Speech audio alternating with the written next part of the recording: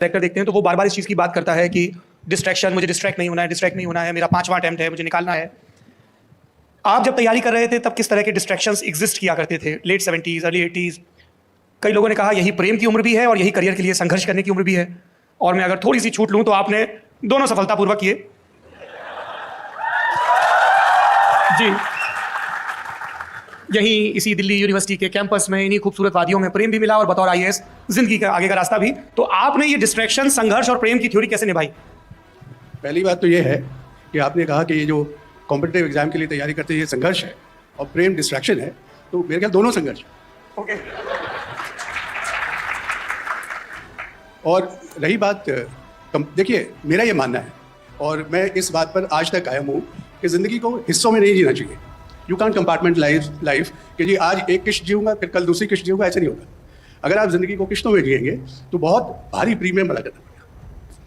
लेकिन ये बात जो आपकी है कि डिस्ट्रैक्शन, उस वक्त जब आप सोच रहे हैं कि भाई तैयारी करनी है, और तैयारी करने का मतलब ये है कि आपको समय और फोकस ज़्यादा देना है, तो इन दोनों चीज़ों में ज़्यादा विरोधाभास तब नहीं होता जब जो डिस्ट्रैक्शन है, इस केस में आपने कहा कि भाई प्रेम एक डिस्ट्रैक्शन है, तो जो अगर आपका पार्टनर है उसको समझ में ये बात आती है कि भाई ये अगर मुझे समय नहीं दे रहा तो किसी वजह से नहीं दे रहा, तो ज़्यादा संघर्ष नहीं है, पहली बात। दूसरी बात ये है कि समय सीमित है और आपको उस वक्त आपका ध्येय ये है कि मुझे ये एग्ज़ाम पास करना है।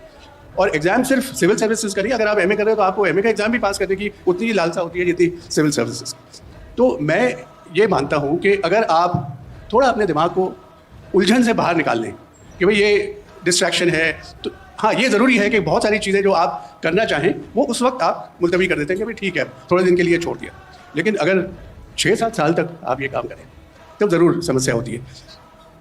मोटी बात यह है कि it is manageable and yes there are distractions. और अगर आप इजाज़त दें तो मैं आपको एक छोटा सा किस्सा बताऊं जो मैंने अपनी किताब में भी लिखा है। और ये किस्सा मेरे पिताजी ने मुझे सुनाया था कि जब वो काम करते करते और MA का इम्तिहान दे रहे थे तो उन्होंने ये फैसला किया कि मैं जब तक इम्तिहान नहीं पास करूँगा फिल्म नहीं देखूँगा। तो उनके दोस्त थे 5-6, वो हर इतवार को फिल्म देखने जाते थे। तो उन्होंने फिर कहा कि भाई चलिए, तो उन्होंने कहा नहीं मेरा प्रण है कि मैं जब तक इम्तिहान नहीं पास करूँगा फिल्म नहीं देखूँगा। तो उन्होंने कहा नहीं आपको तो चलना ही पड़ेगा।